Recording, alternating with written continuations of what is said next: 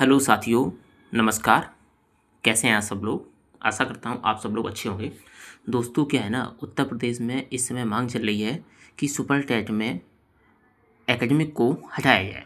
दोस्तों मैं आपको बताना चाहता हूँ, अगर सुपर टेट में एकेडमिक हटी और चूंकि क्या है ना कि शिक्षा मित्रों को भारांक भी मिलेगा, तो आप मान के चलिए कि आप ओपन कैटेगरी जनरल कैटेगरी में आप डीएलएड वाले स्टूडेंट सेलेक्ट ही नहीं हो पाएंगे। Even though reserve category OBC में भी आप सेलेक्ट होने के लिए मुश्किल पड़ जाएगा।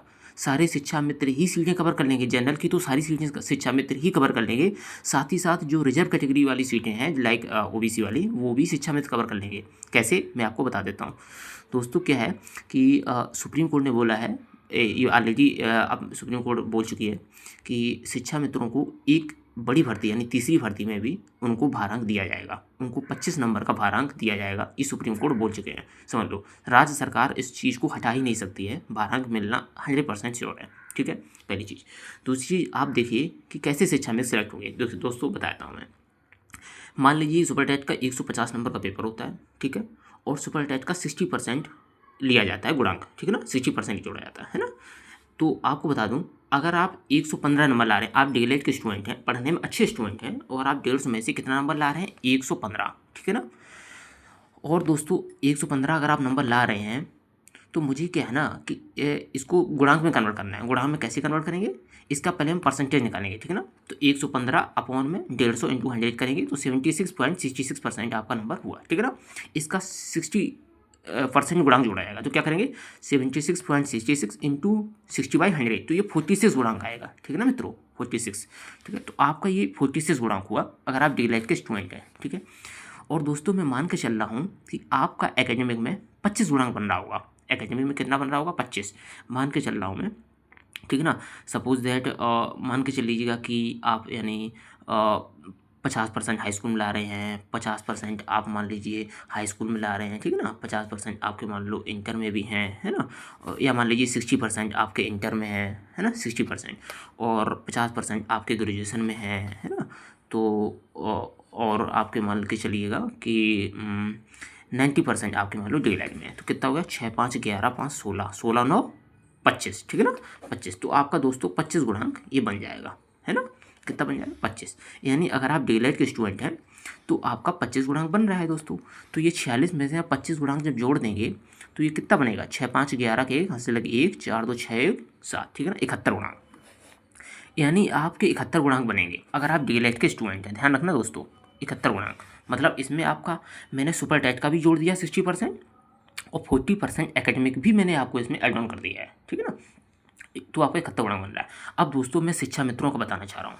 दोस्तों शिक्षा मित्र चूँकि क्या है ना कि उत्तर प्रदेश में 90 और 97 जो रिजर्व कैटेगरी है उनका 90 नंबर क्वालिफाइंग मार्क है सुपर टेट में, अभी 69,000 में हुआ था। और जो अनारक्षित वाले जनरल कैटेगरी के लोग हैं उनका 97 नंबर क्वालिफाइंग मार्क है। तो मान के चलिए अगर 97 नंबर शिक्षा मित्र लाते हैं, ठीक है ना, 1 मिनट मान के चल रहा हूँ मैं।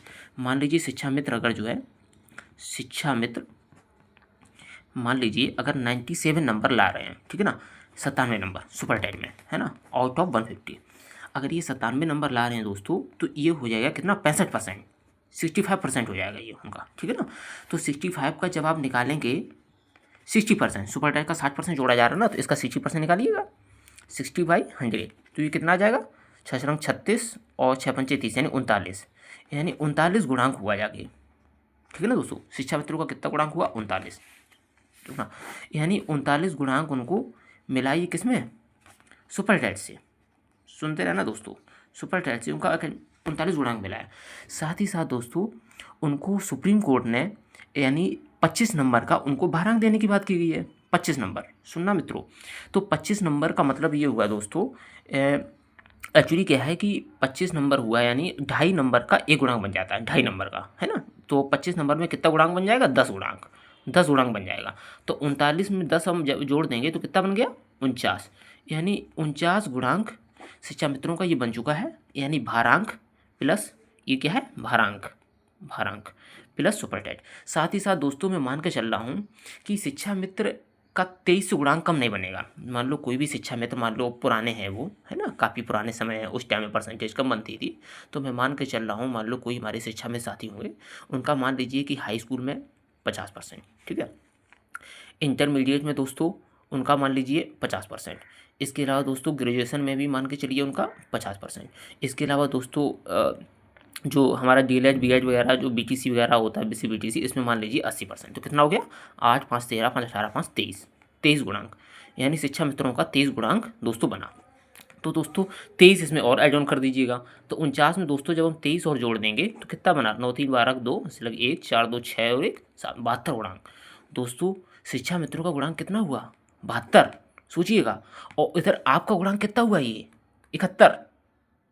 सुनिए दोस्तों, आपका गुणांक 71 हुआ है ना, और शिक्षा मित्रों का गुणांक कितना होगा दोस्तों? 72। यानी शिक्षा मित्र ही मेरिटोरियस कैंडिडेट होंगे, ये सारे टॉप में रहेंगे, यानी सारे ये जनरल कैटेगरी में ही सिलेक्ट होंगे। सारा शिक्षा मित्र मेरिटोरियस होकर सारी सीटें जनरल की कवर करेगा, ऐसे मान के चलिएगा, है ना। जनरल की सीटें सारी शिक्षा मित्र ही कवर करेंगे, ये ध्यान के चलिएगा।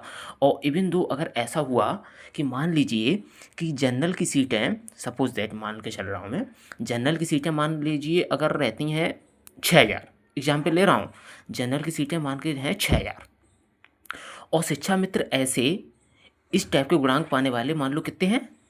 7000, ठीक है ना। शिक्षा मित्र मान लो कितने हैं? 7000।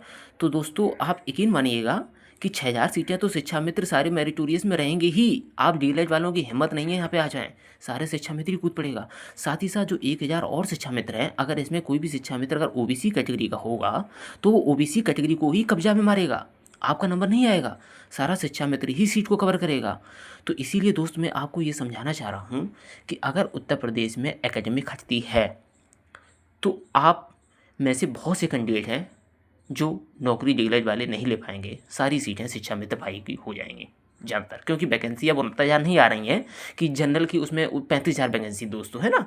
तो वहाँ पे जनरल की उस टाइम पे 35,000 हुआ करती थी, ठीक ना दोस्तों। तो जब 35,000 हुआ करती थी तो मान लीजिए शिक्षा मित्र इसमें कुछ सिलेक्ट हो गए थे, बाकी सीटों पे और लोग आ गए थे। अब दोस्तों इतनी बड़ी वैकेंसी नहीं आ रही है, छोटी वैकेंसी होगी, तो वो सारी शिक्षा मित्र ही ले जाएंगे। तो दोस्तों अगर आपको न्यूट्रलाइज करना है, शिक्षा मित्रों को आपको अगर बीट ऑन करना है ना कंपटीशन में, तो इसके लिए उपाय क्या है?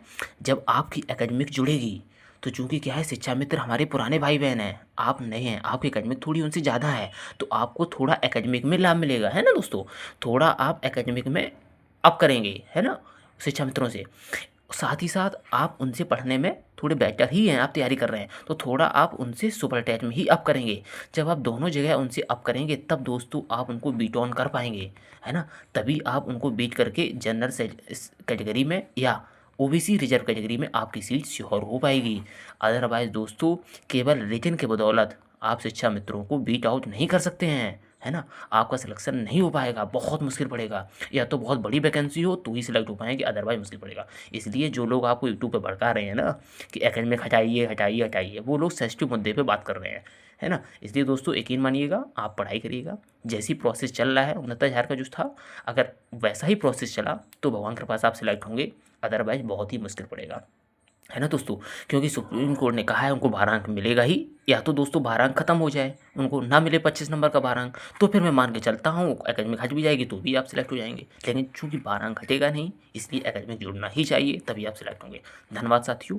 अगर कोई आपको कमेंट करना है ना, मुझसे रिलेटेड कोई क्वेरी हो या कुछ आप दूसरी वीडियो चाहते हैं, है ना, या कुछ और आप अपनी तरफ से ऐड ऑन करना चाहते हैं, तो आप मुझे कमेंट में ज़रूर बताइएगा। धन्यवाद दोस्तों।